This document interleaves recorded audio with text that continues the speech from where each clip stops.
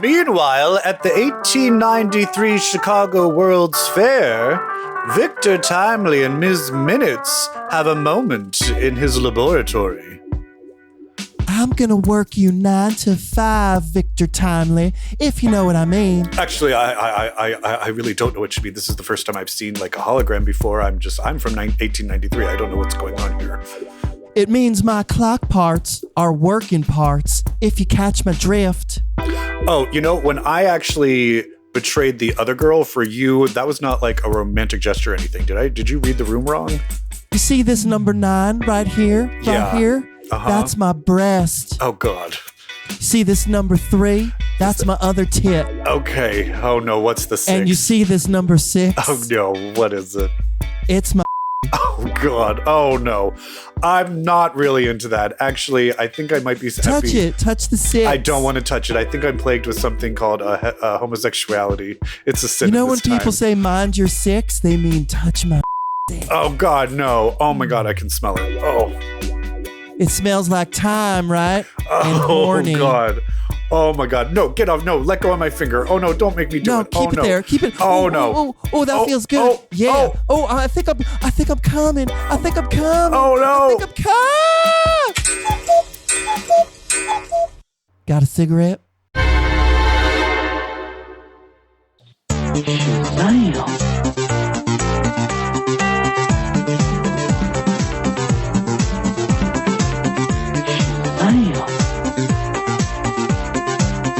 Hello, everybody, and welcome to episode 277 of CBQ Legacy. That's Comic Book Queers, in case this is your first time listening. And if it's your first time listening, I'm your host, Evil Jeff. And with me, as always, is Brett. Hi, and if it's your first time listening, I'm so sorry about that Miss Minutes sketch. Yeah, but hey, it wasn't that far off from what really happened in this week's episode of Loki. Which we'll be talking about later, in addition to a number of TV shows like Doom Patrol, which is back, and Gen V. Yes. Are there any hot topics? What's going on with you? How are you, Brett? Oh, I'm doing well. We're okay. It's Halloween soon, so we're thriving. We're in our element. What are you going to be for Halloween, Evil Jeff? Well, I went to a party last night, and I was like a teddy polar bear. A teddy polar bear. Yeah. Walk me through what you wore. Well, I had like a white fuzzy vest.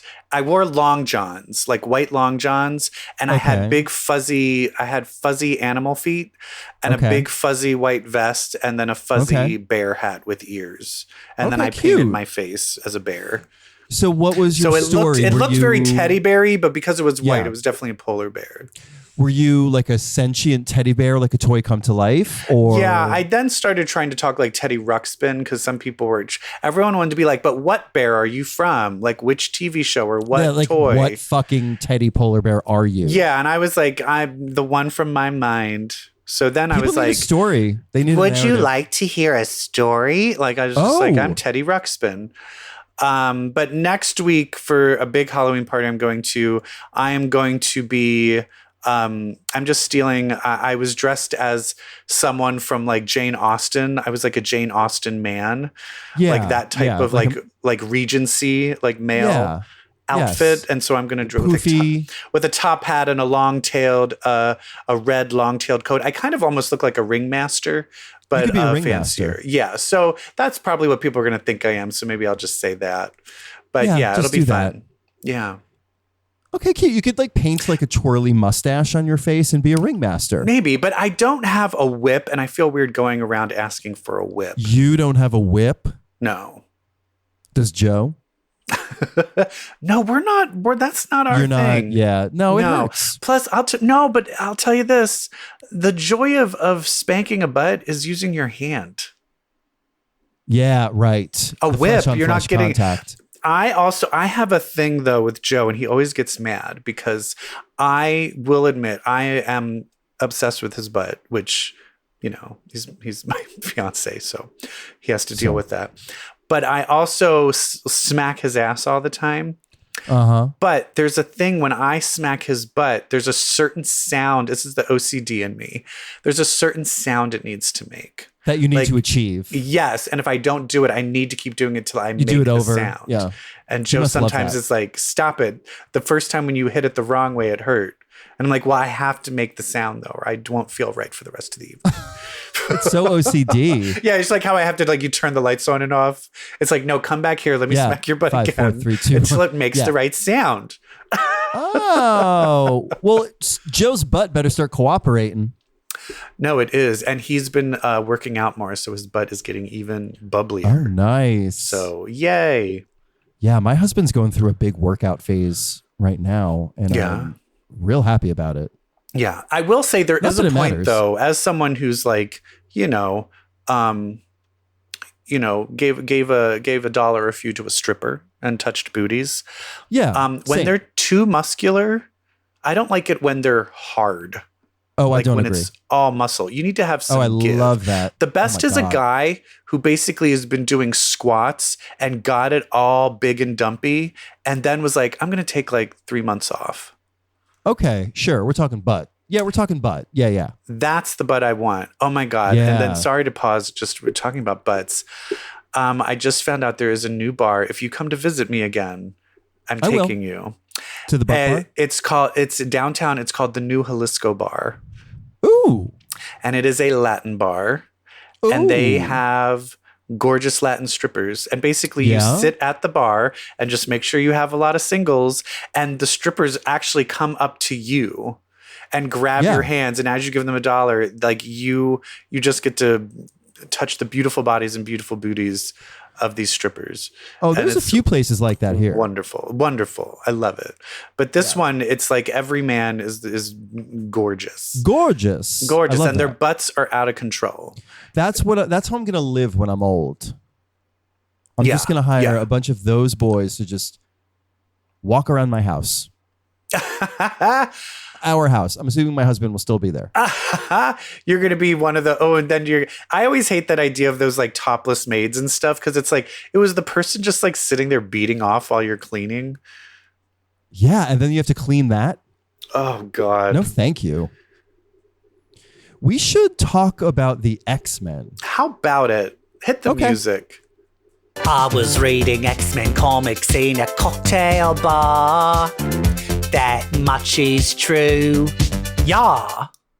X-Men. 3 X-Men books to talk about. Let's talk about worst to best. Worst to best. All right. So they are Children of the Vault 3, Astonishing Iceman 3, and Invincible Iron Man 11. That is correct.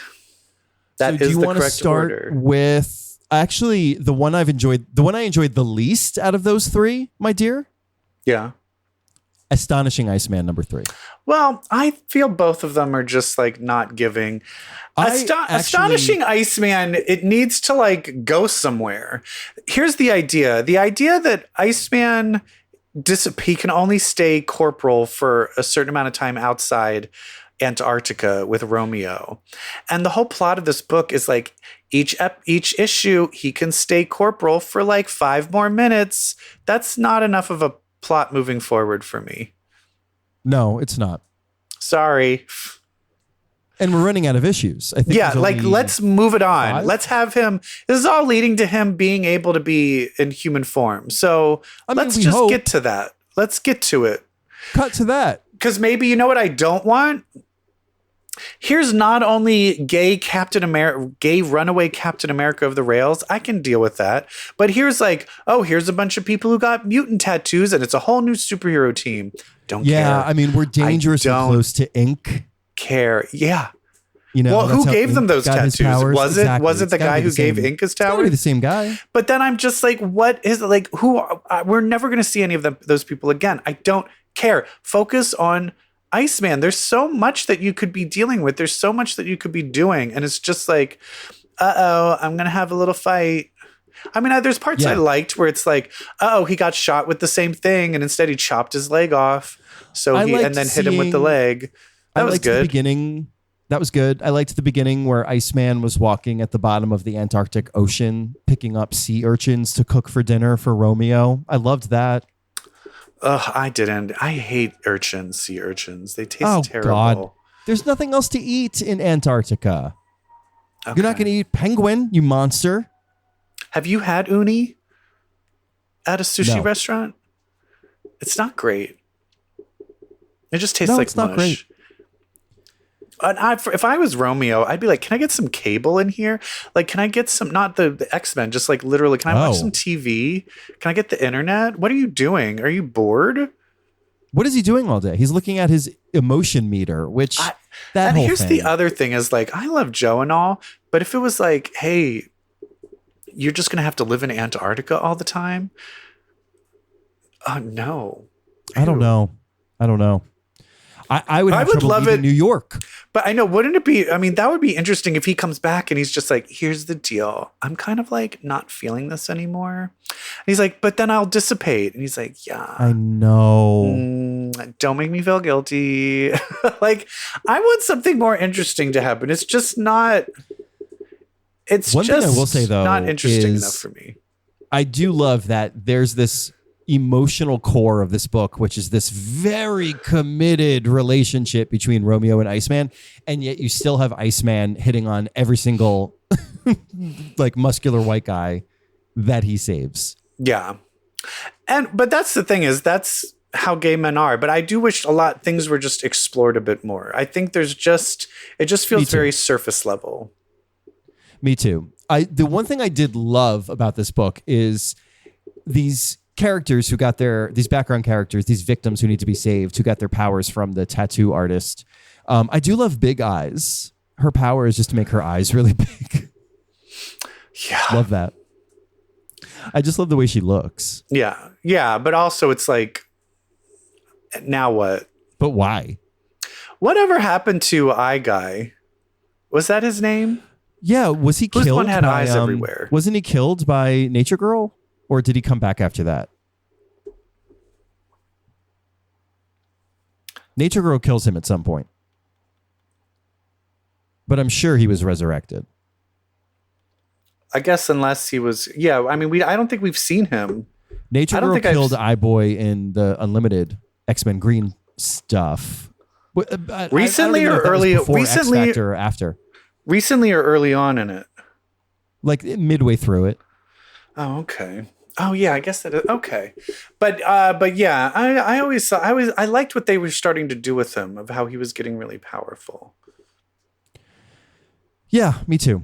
But anyway, we're not there. We're here. And next week, Iceman is going to meet up with Spider-Man. Who doesn't love that? Yeah, where's Firestar? The traitor. Oh, we know where she is. Yeah, she's hanging out with Dr. Stasis, choking on her coffee.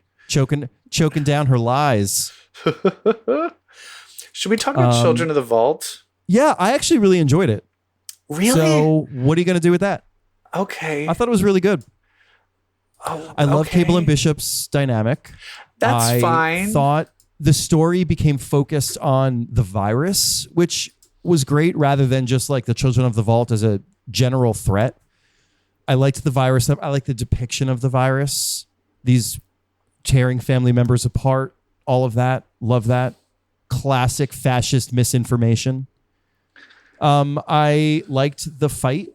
I thought it was cool that they brought Dominion in. There was a lot going for it this time. Who's Dominion? Which one was Dominion? The Dominion, the whole thing that this whole the idea of the about. Dominion. Yeah. Right. Yeah, Serafina can see it. Oh, she can see right. whoever it is. I still am just like, I'm really interested in the Dominion, and that kind of was what saved this book. I was like, ooh, you're tying into the bigger picture that I like. But that's the thing. They're not tying into the bigger picture. They're mentioning the bigger picture. They're mentioning it. If we erase Children of the Vault, like if this was like a Time Warner show and we erased it for tax purposes, it would make no difference to anything. And that is my main problem with it. It's it's pointless. Even like Ms. Marvel, all of that's relating back to Orcus and relating back to X-Men. Like this, I don't see like what it's almost like we need to get rid of these Children of the Vault. So here's a little short story about how we're going to get rid of them. Yeah, that's true. I don't disagree with that. I also think, though, that this is bringing out like bigger tech corners of Orcus. We've got the whole Orcus base on the sun in this book. I liked that. You don't really focus in on that in other books. Yeah. I mean, I do like the idea that now Orcus and the Children of the Vault are becoming enemies. I like that. And so now they're going to start Bishop, battling kind each of other. Like in the mix. Yeah. Yeah. I like it. I like the dynamics at play. I like the stakes. I like it. It's still just, it's a no for me, dog. All right. Let's hit Invincible Iron Man number 11. Yes. This is what it is about. I just love. We have Emma Frost and Tony Stark on their honeymoon. Mm-hmm. Who's that designer that Emma's bathing suit reminded me of? Thierry Mugler? Mugler? Mugler. How do you say that? Mugler. Yeah. She's just giving it. Yeah. And so this one, basically they're on their honeymoon, but it's all a ruse for him to get his invisible Iron Man suit and go on to Krakoa and sneak into a room and steal some Mysterium. Hell yeah. But lo and behold, there's also a sentient gorilla who's there from Orcus trying to steal the Mysterium. They really run that these apes have PhDs joke from early X-Men to the ground in this issue. I just love that they are in their honeymoon suite before Tony leaves for Krakoa. And Emma is like, hello, room service, would you please send up a bottle of champagne and an omakase dinner and a chocolate volcano cake? Ciao. Gotta keep up appearances, am I right? Yeah. Also, is that how you say that, omakase? Have you had those? I think so, yeah. The little omelet things? They're... an omakase is like chef's choice of sushi. It's like a multi-course sushi. Oh, I'm thinking of something else. There's like this Japanese... Is it Japanese? Yeah, there's like a Japanese dish where it's like an omelet with cabbage and meat. And it's all like fried together. It begins with an O. Anyway, it's fucking delicious. Omelet? I don't know. I'm hungry. No, it's a Japanese word. Shut up. It's a Japanese word. Omeletta? No, I don't know.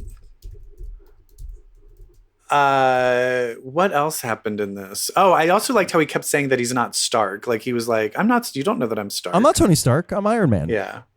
Yeah, so I mean, this is just, it's a big fight with Tony and a gorilla. What I do love, though, is the... Oh, hold on. Wait. It's okonomiyaki. That's the word I was thinking of. Gotcha. An okonomiyaki. It's delicious. Okonomiyaki. Sounds good. Japanese Tony cabbage pancakes. Okay, Tony... finds Mysterium, but he also finds something else. He finds, kind of like a scrapbook with her daughters. The Stepford Cuckoos made a little photo album scrapbook called For Mum. And this is so Emma Frost. Tony's like, I found this thing. Do you want it? She's like, no, it's physical evidence. I don't need it tying back to me. No, just leave it there. It belongs with the rebel. No. She shuts it. She shuts her emotions down, denies herself. Yeah. Any sort of emotional validation. And he's like, all right, I understand. I won't do it. Here's the other thing is it shows you he leaves and it says, but someone is protecting him on the island. So is that Xavier? Yeah, I think the whole time. Xavier. So I'm curious if but Emma knows Xavier's there. Yeah, which is she not telling Tony Stark that Xavier's there? I think Emma's whole thing is get in and get out. So I don't think she's telling Tony about anyone he could possibly socialize with. But I'm curious if she's told. I bet you she did tell Xavier hey, watch his back because we have a plan. Oh, for sure, probably yes. Xavier and Emma are very much secret allies during this thing, which is great. Yeah. But they're kind of doing the thing. The one thing that was missing in this is I still want them. I'm just still scared. I want more visible, tangible evidence on Emma's side. I want a note. Right now, I feel Tony Stark is falling for Emma. I'm not. Yeah, he's making gestures. Because later on we see he does save. He saves that scrapbook. He gives it to Doctor Strange for safekeeping. Yeah. So beautiful. And it turns out he has the Mysterium and he makes it into a cane. Here's one thing that if no one can break or chip this Mysterium, how are you going to make it into a suit of armor? How is he making it into a suit of armor? That's exactly what I'm thinking. I guess that's the same. You could say the same thing about the shields and the vibranium and adamantium. Yeah. But that is always, it's the same thing about like, how do you like, stick a needle into Superman's arm? And right. But anyway, he leaves that scrapbook with him. And so we can see Tony Stark is feeling stuff for Emma Frost. Yeah. I want to see something. I want to see her starting to sway in her feelings. I want to see her getting, and this is how I want it to happen. I want it to be like, it's going to be one of these things where they're in some sort of battle. And then he's like, look, we did it. We killed Phylon. You can, and she's like, Orcus is over. She's like, I guess we can end the marriage. And he's going to be like, or maybe we don't. And then they kiss.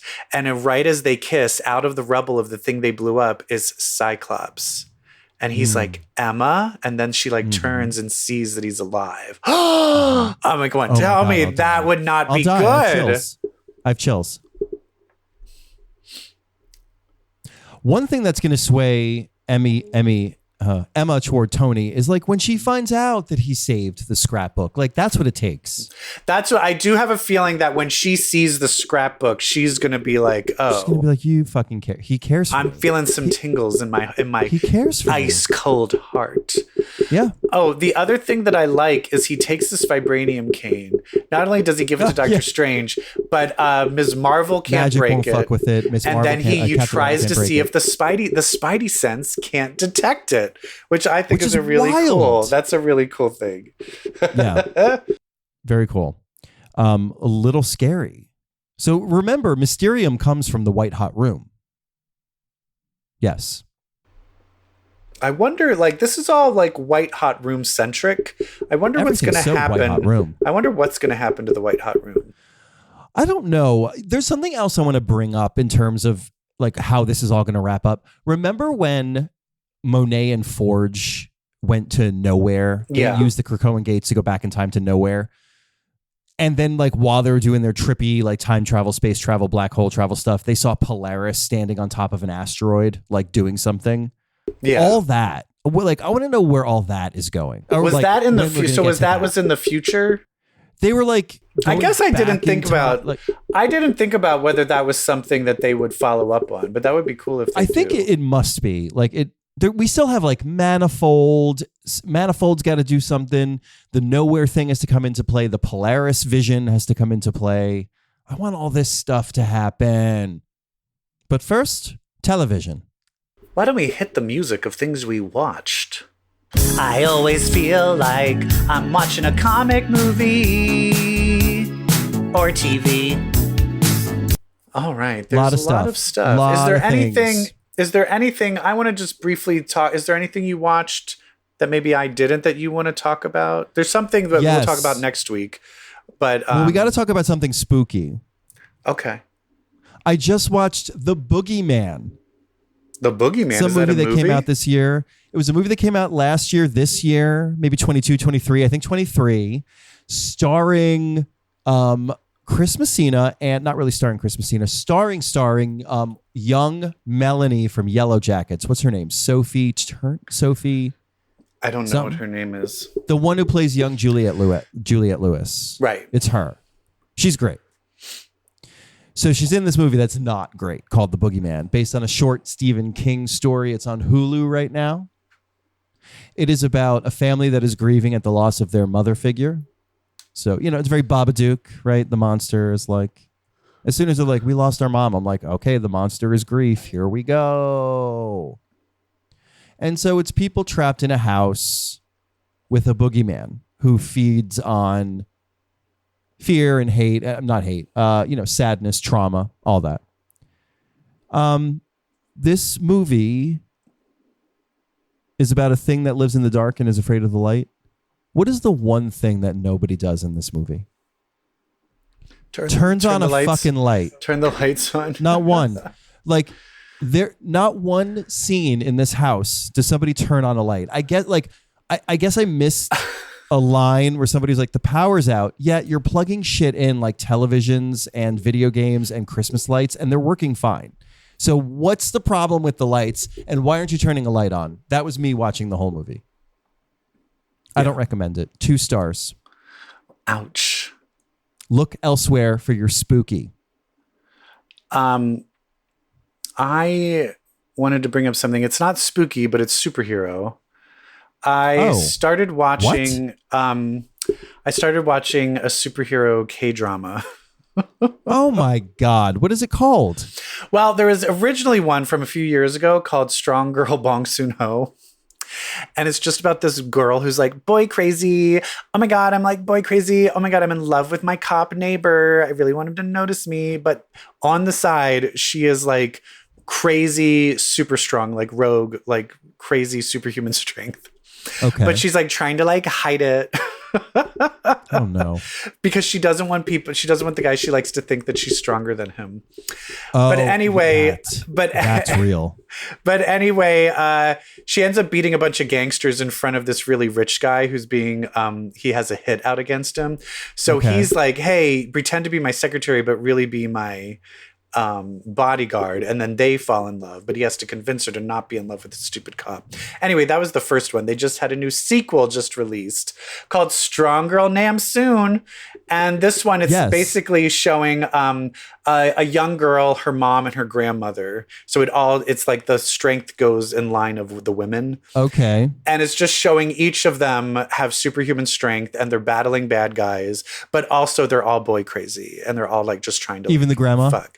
Yeah, the grandma finds this like old 60-year-old barista, and she's like, yes, golden. And Bachelor. she's like, I'm gonna get him. Like, it's really fun. But there's just a lot of things where just watching a grandma, like someone was like parked in her parking spot, and the grandma just like takes the car with her one hand and like lifts it and throws it out of the way. It's just really fun. It's fun, superhero romance, really hot guys. It's cute. It's fun. Strong Girl Nam Soon. And it's on Netflix.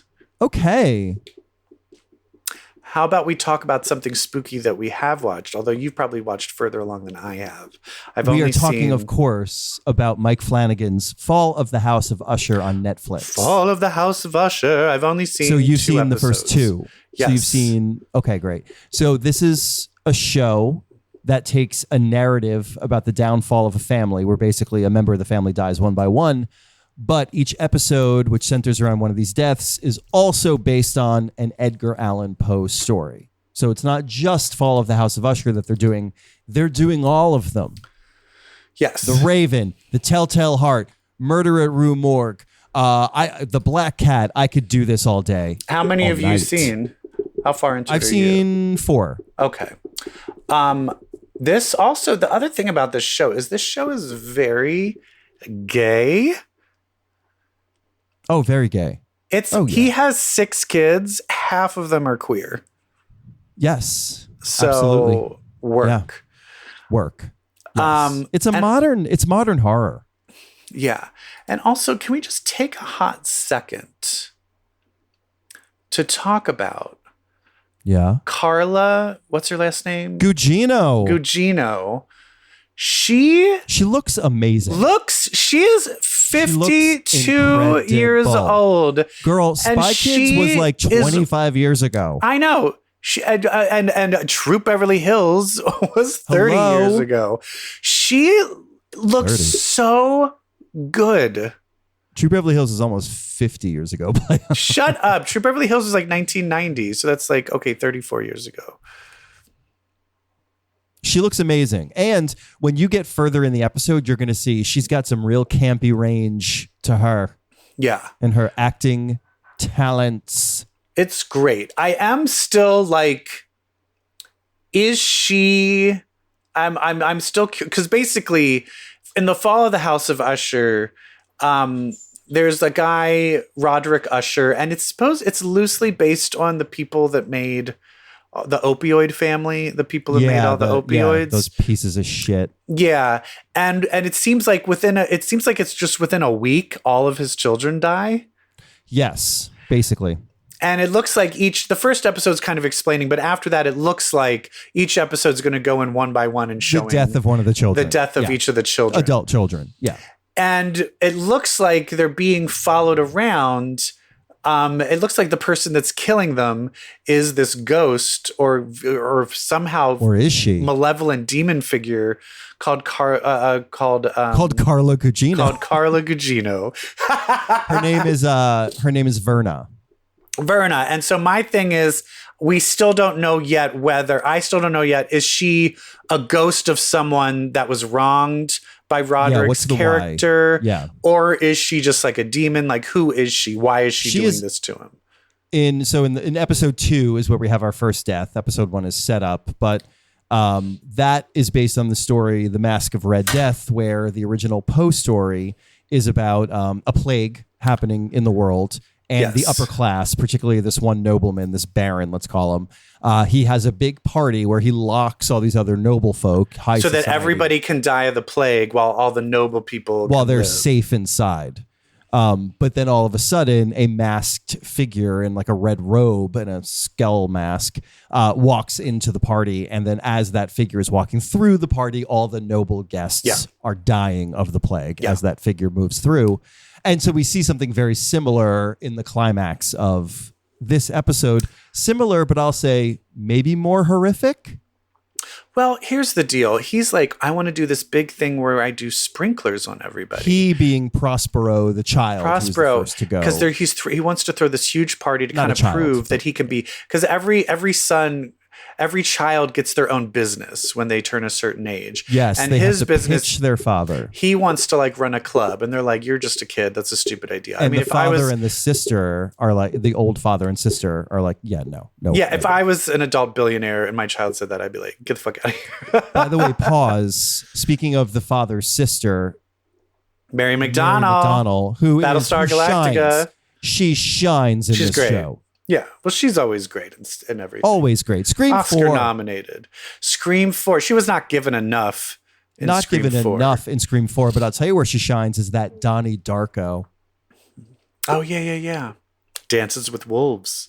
With Wolves. And honestly, Kate Siegel, who I usually can't stand, I kind of like her in this. She's not great, but she's fun. She's really fun in this. Her episode is next. And so they kind of get her out of the way quick. Oh, and no. But her episode is fun. Talk about queer. UI. Oh, yeah. She fucking. Wait, 4 of the kids are queer. I forgot. Because she has sex with both of her assistants. Yeah. Love it. They just all live in the same bedroom. Yeah. It's crazy, but Prospero is like at the end of the party, there's going to be sprinklers, and they're using like this old warehouse that has been condemned by the companies for having toxic chemicals. And they're like, there's no water. And he's like, there's like a bunch of liquid stuff up there. Just connect that to the sprinklers. So immediately I'm like, what? Yeah. They're setting something up. Like they keep like ominously doing close-ups of the sprinklers. So you're like, oh, fuck. The reason he thought of that is because he noticed the water tanks on the roof because he saw Carla Gugino, her figure, in a red robe and a mask standing on top of the roof. Yeah. But my thing is you wouldn't like go up and look and see that it's not sludge. No, you're not going to check it. He's an idiot. Yeah, he's an idiot. They connected to it, and it's just like hydrochloric acid. So literally everyone is just melted. Is so gross. It was a high concentrate corrosive that his father was hiding from the EPA. I do need to ask you something though. Frederick Usher, Prospero gets Frederick Usher's wife to come to it. I can't tell if she died or not in it. No, she's alive. She's the survivor at the end. Is she burned? Oh, girl. Yes, she's the one that Mark reaches out to Mark Hamill from the ground, and he's like, "There's a survivor." Oh, so I haven't watched that episode yet. That's fucked. the third. That's the third episode. Oh, gotcha. Okay, sorry. She's alive. She is fucked up. Oh shit. She's fucked up. But then that leads to Henry Thomas's. So she's married to Henry Thomas's character, the kid from E.T., who I think is always who's always my favorite part of the Mike Flanagan stuff. And this is no different. But yeah, his whole plot line is kicked off because of what happened to her. Okay. Wow. So it's great. It's fun. I like it. The next I one's also Murder at the Rue Morgue. I need to look up because for me, Mask of the Red Death, I actually performed that one in forensics. And then the Raven I've read a bunch, the House of Usher I've read a bunch, but the Rue Morgue, what's the one, the Telltale Heart I've read, but some of them I kind of want to read up on the stories if I'm not that's what I do 100% before I watch the episode. Yeah. Because I do feel Joe isn't as excited when we're watching it, and he has read no Edgar Allan Poe, and I think me loving Edgar Allan Poe really helps your enjoyment of the show. Absolutely. It definitely adds. Yes. Definitely. Spooky. Yeah. Spooky. Love having a Flanagan during the spooky season. Yes. What else are we watching? We also, let's hit Gen V really quick. Sure. So they find out Kate is our traitor. Mm-hmm. They have a reckoning with her. Kate, the blonde telepath, has been erasing her friends' memories at the behest of the school. So now all of that is out in the open. I feel like the group is united again. She made everyone remember. As soon as Emma remembered Sam, she went and got Sam. Although then beautiful sex. Yes, but then they get caught in her brain, and everyone kind of sees everyone's trauma to kind of put everyone on an even playing field. It's a very cool inside the head of one of the characters episodes where they literally are inside the brain of one of the characters. Although the guy who throws all the parties is stuck in there too, and he just gets murdered in the middle of it. And he gets murdered by her figment of the imagination, Golden Boy. Yeah. Yeah. And I love how in the end they're like, okay, everything's good. I'm like, that guy whose house you're in right now is dead. Everything's nobody's not gonna say that cool. Thing about him. No one's gonna say nothing. Nope. Nothing. Unreal. But yeah, it kind of ends with everyone is together now, and we're all gonna fight against the adults.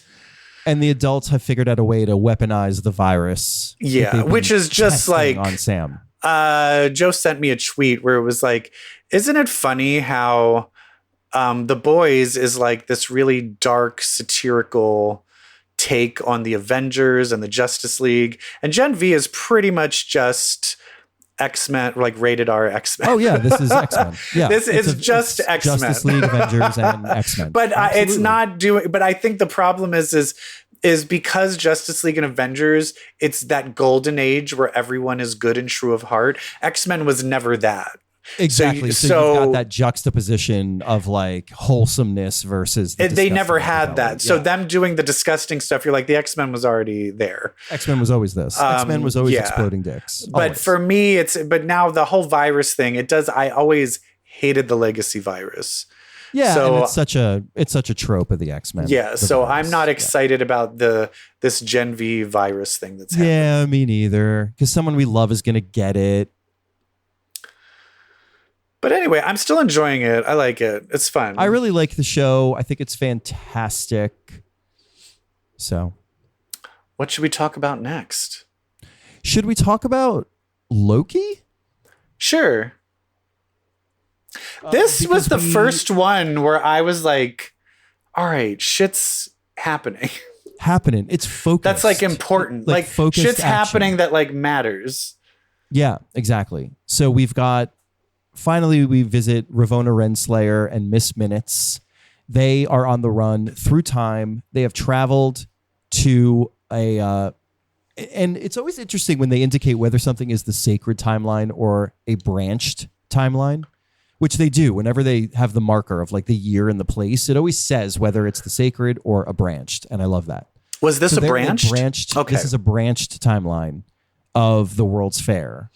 And they are going to a variant of Kang, who here is Victor Timely, named after Timely Comics, what Marvel used to be called before they were called Marvel.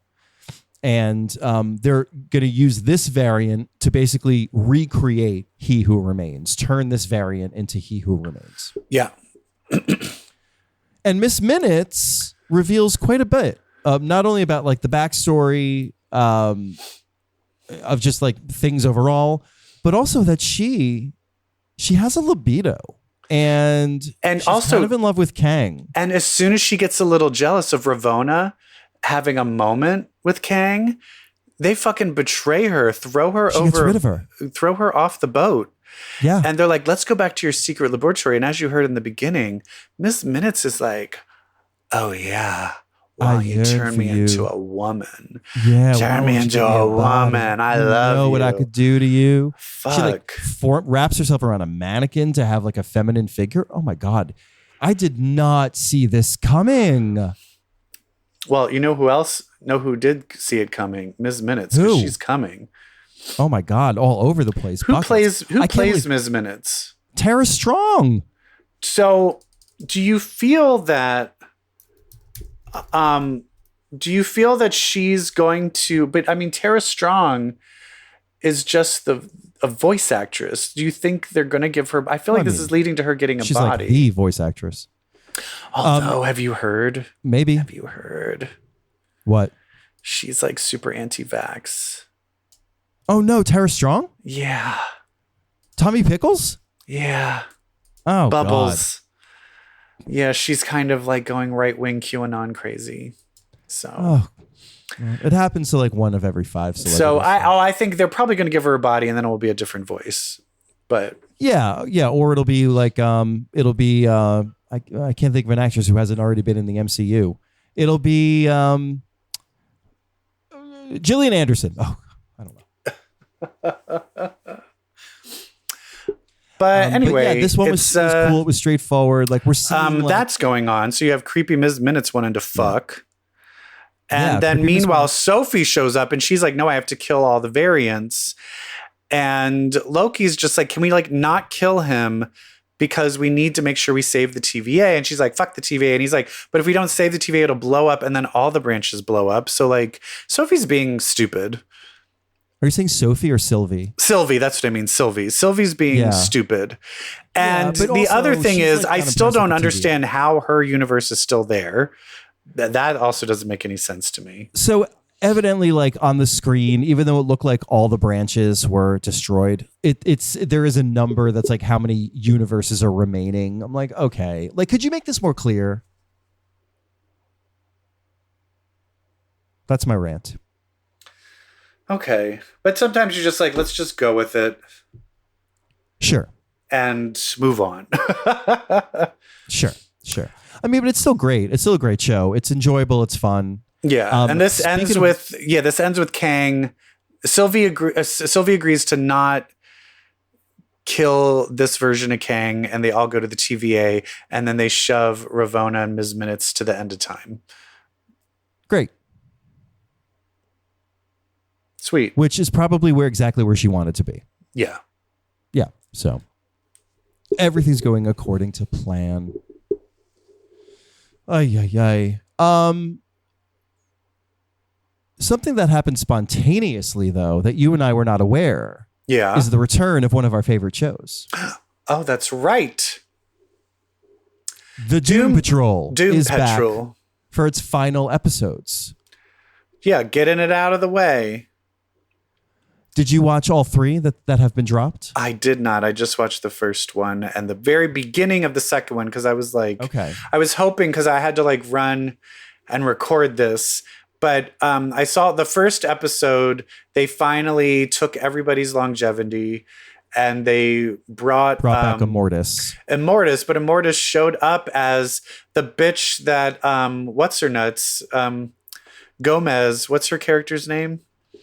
Diane Guerrero's Crazy Jane, not Crazy Jane. Michelle Gomez. Madame Rouge. Thank you. It's the girl Madame Rouge threw into the hole, right? When Madame Rouge was using the time machine, she knocked that girl into the time hole by accident. I did not get, is that her or is it someone taking her form, or did she fall into the time hole and then she ended up becoming Immortus? Does that get explained? Did you watch all 3? Of course. So you watched the whole thing? Yep. Oh God. And does it end it like knowing that the whole thing is going to end? Oh, there's 3 left after this. Oh, so it's every episode hasn't aired yet. Oh, okay. Yeah, exactly. Yep. It's going to be it's a 12 episode season, and after 6 was the mid-season finale hiatus, and now they're doing 7, 8, 9. She's not just the girl that Madame Rouge knocked into the time hole by accident. She's also the girl, if you remember when they did that play. The play. Oh yeah, she's like the nemesis. She was the one that played of Elastigirl. Elastigirl. Yeah. Yeah, she hates what's her name? Rita Farr hates her. Yeah. Her name is Isabel Feathers.